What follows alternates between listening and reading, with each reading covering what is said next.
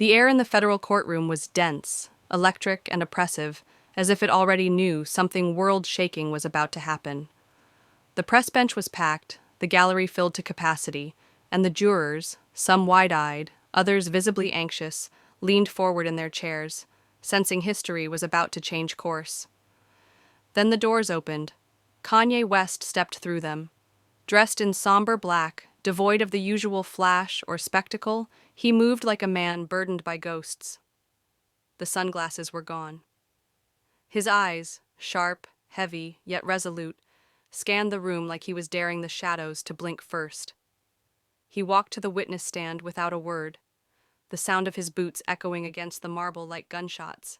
The gallery froze. Even the judge seemed to sit taller, sensing the gravity. Sworn in, Kanye sat, hands trembling slightly, jaw clenched. Then he looked at the courtroom, the attorneys, the press, the jury, and at Diddy. And he spoke. "I'm not here to talk about music." He paused. "I'm here to talk about murder."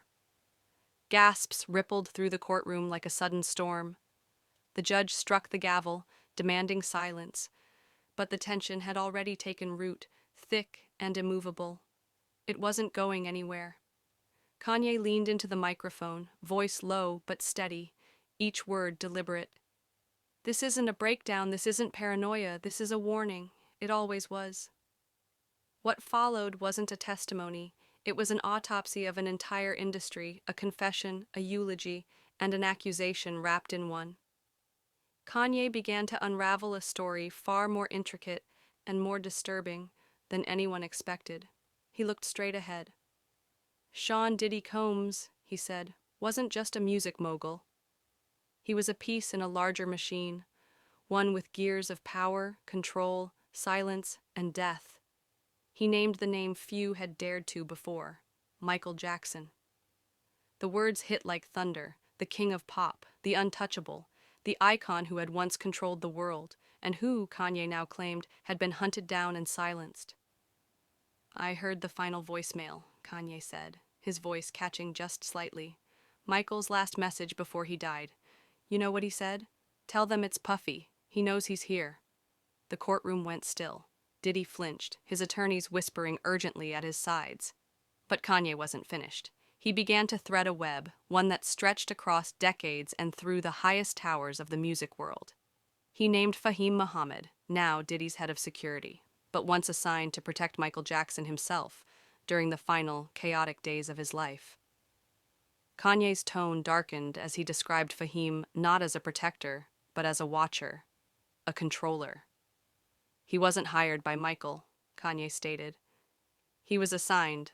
By who? By people who didn't want Michael to speak, just like they tried to silence me. Kanye paused, letting the words hover in the air like smoke. He was a kid, 20-something, no elite security background, just out of college, and suddenly he's in charge of the most targeted man on the planet? That's not coincidence, that's placement. He described Michael's mental state during those final weeks, paranoid, afraid, locked in his own home, surrounded by strangers. He knew something was wrong, Kanye said.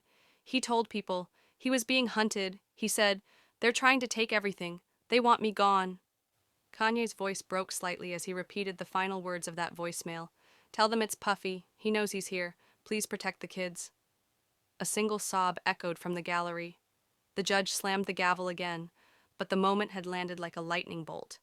The courtroom had become a funeral chapel. Kanye pivoted, diving into something deeper, a systemic pattern. "They don't just kill you," he said. "They make you look crazy first. That way, when you speak, no one believes you." He spoke of handlers, men like his own former trainer, Harley Pasternak, people who, behind the scenes, guide celebrities into silence. Kanye recalled a text from Harley, threatening to send him back to Zombieland if he didn't comply. He showed it to the court. "They tried to lock me up, just like they isolated Michael. Same playbook, same endgame." He said Michael had his own version of Harley, and his name was Fahim Muhammad. "They don't just drug you, they erase you, they steal your story, your voice, and when you're gone, they profit." Kanye detailed how Michael had gained too much power. He owned half of Sony's catalog, challenged industry giants, and dared to speak publicly against the system. Then suddenly he was sick, then sedated, then gone. It was clean, Kanye said. Too clean, and it made a lot of people very rich. He pointed out how Diddy's empire exploded in value after Michael's death, how Diddy had made quiet acquisitions, taken over rights, climbed higher. He called it blood wealth. The jury sat motionless. One woman wiped a tear from her cheek. Diddy stared ahead, jaw tight, lips pressed white. But Kanye wasn't done. He listed names, each like a bullet fired into the past.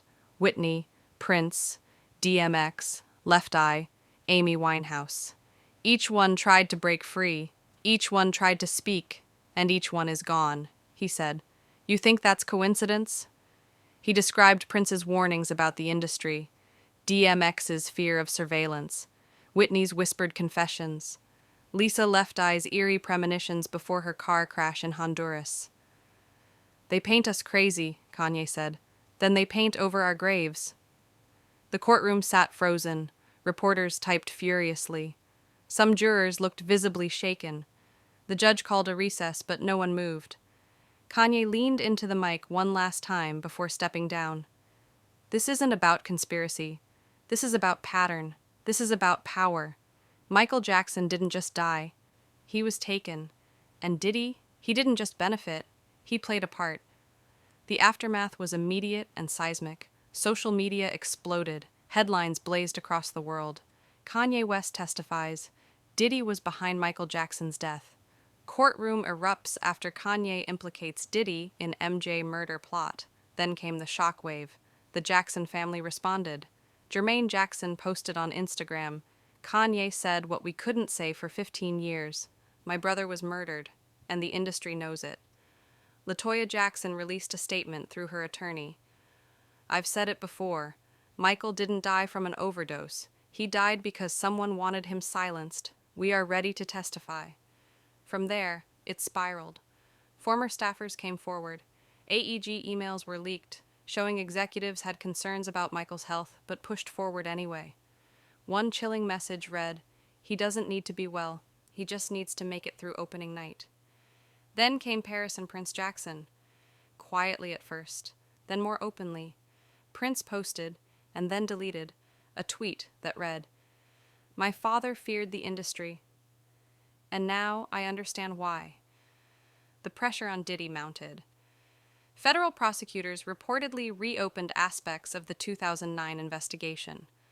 Fahim Muhammad, previously barely mentioned in the Conrad Murray trial, became a name of interest again. And the public? They weren't laughing anymore. Kanye's image transformed overnight. Once mocked as unstable, he was now viewed as a whistleblower. A man who risked everything to say what others couldn't. The music industry itself was under siege. Every whispered rumor, every sudden overdose, every mysterious death, it all came back under scrutiny. And Diddy? He was no longer just on trial for past crimes. He was on trial in the court of public opinion for the murder of a legend. Kanye had ended his testimony with a single sentence. The industry didn't just kill Michael. They turned his death into a business model. And that sentence would echo for years to come.